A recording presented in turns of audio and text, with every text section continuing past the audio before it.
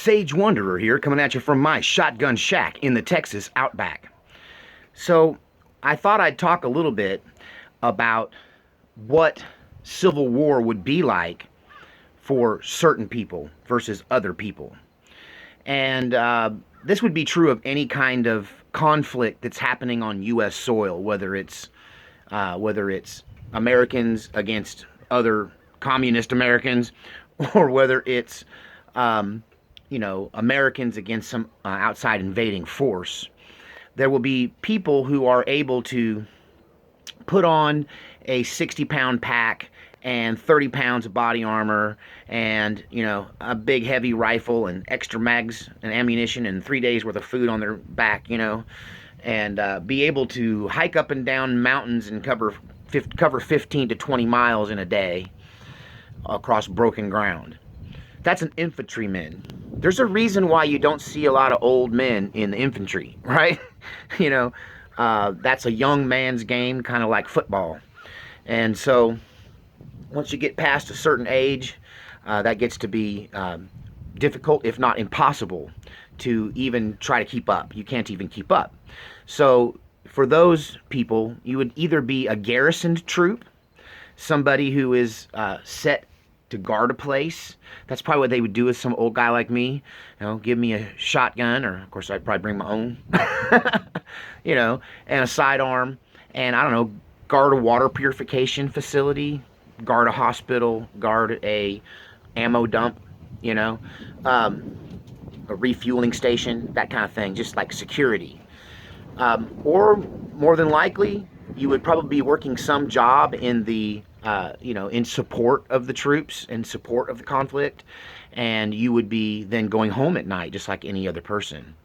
So in the event of some kind of weird kinetic civil war in the United States, another element you'd have to deal with would be what they call death squads, groups who don't like somebody maybe like me who has a voice, and people that are listening, and they want to shut you up, and so they just show up. And so the topic really of today's video is talking about the proper way to defend oneself against attackers, against home invasion. Let's say you are that lone gunman and you're inside guarding a warehouse when the enemy troops decide to raid your facility. So the question is, do you engage in the standard practice of move, shoot, live? In other words, or shoot, move, live. In other words, you fire your weapon, you move to a new location, and you shoot again from that location. Shoot, move, and live. If you try to stay in one position in gunfighting, typically, that's a recipe for death. You're going to get whacked, especially if there's more than one person. And I guess that's what we're talking about, is defending oneself against more than one person. When you're defending yourself against more than one person, there's a whole lot of rules, and it really and guidelines that can keep you alive if you know them. Whether it's hand-to-hand combat and you're fighting multiple people, they're trying to lay hands on you, or whether you're fighting a gunfight against multiple opponents. There are definitely rules that can help even the odds to some degree for you. And one of those things is kinetic movement. Keep moving. Never pop up from the same place twice. If you peek around a corner, I don't advise it, but if you are stupid enough to do that, don't come back around the same corner at the same position, at the same height with your gun out. That's just a way to catch one in the forehead. So there's all of these rules of gunfighting and fighting, and then you got to pile on the rules of fighting multiple assailants. And sometimes it can seem overwhelming for most. That's why I recommend that if you are defending a piece of property, like some kind of guard, or you're defending your own home from home invasion, then against multiple invaders, which usually they do not come alone, home invasion is typically 2 or 3 or more, then you need to take advantage of the one true advantage that you have over invaders. And that advantage is, you ready? The ambush.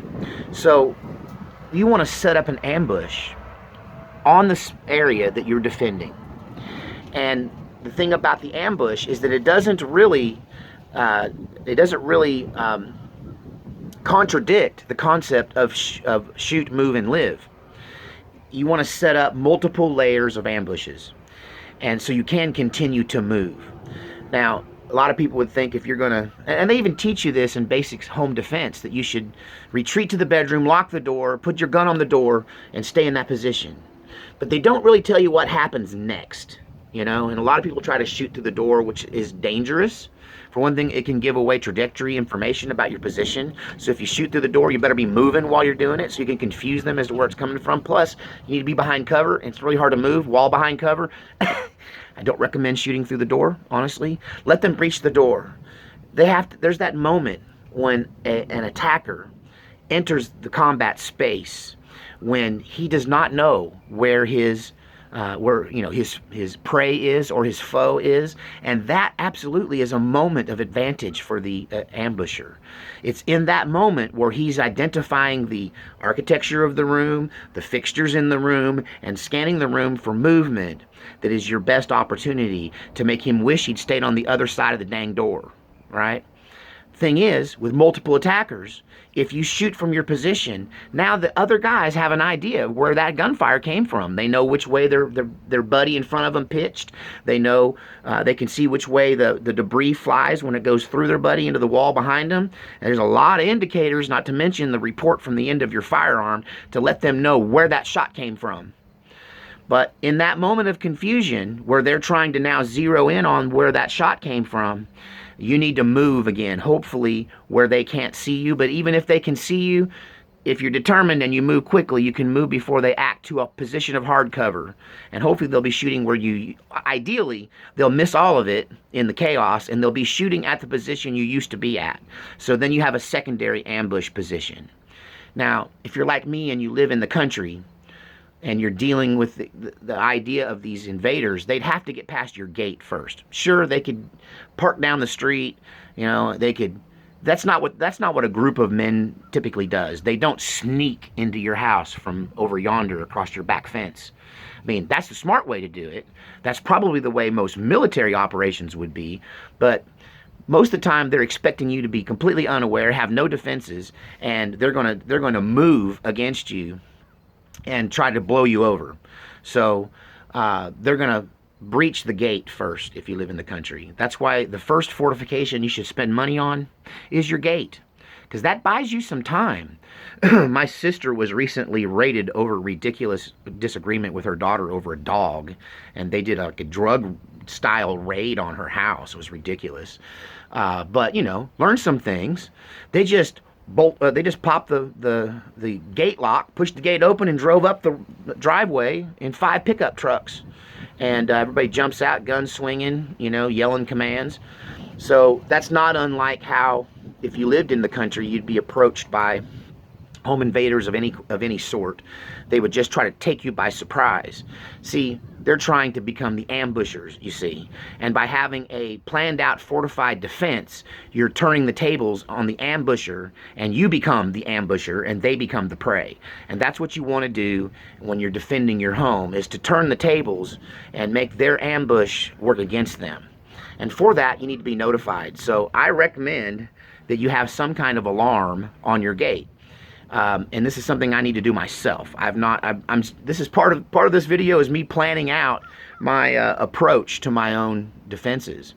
But start with the gate, and I'm done with the bicycle lock chain padlock thing for my gate. I learned from that it's so easy for them to just hit it with bolt cutters and pop right through, that I'm going to replace my gate locking system with a motorized arm that when it's locked shut.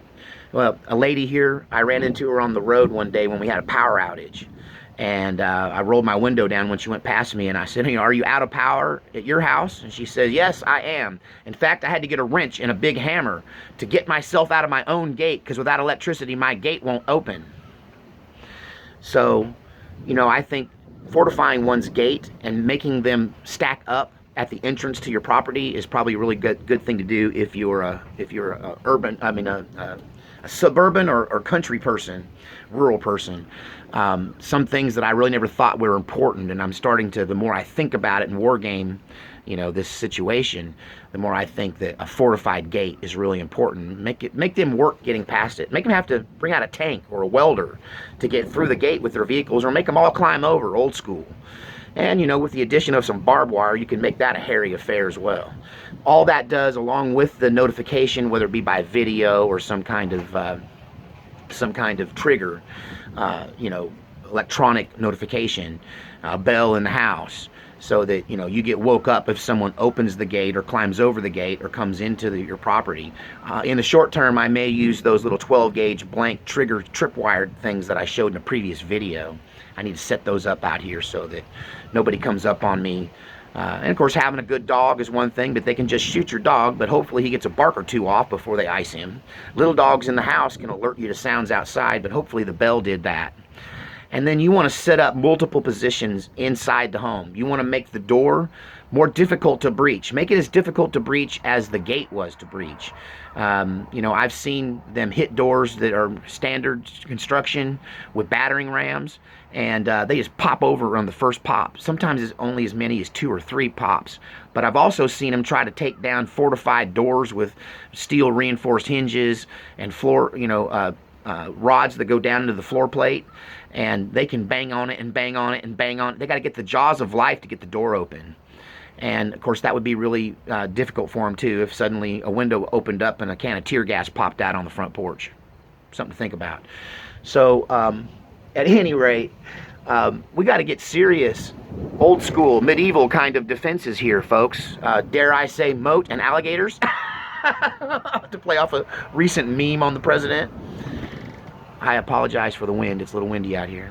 I'm about to have to wrap this video up. I got to go run some errands, and I'm on a time constraint today. But fortify the gate, fortify the front door, and in the next scenario, we'll talk about whether it's important to set up multiple locations to answer home invasion, or whether you can do it from one position, or whether you should just be a ninja, be moving around all the time. I don't know. Tell me what you think in the comments section, and I'll share with you my training and thoughts on it in the next video. God save our republic.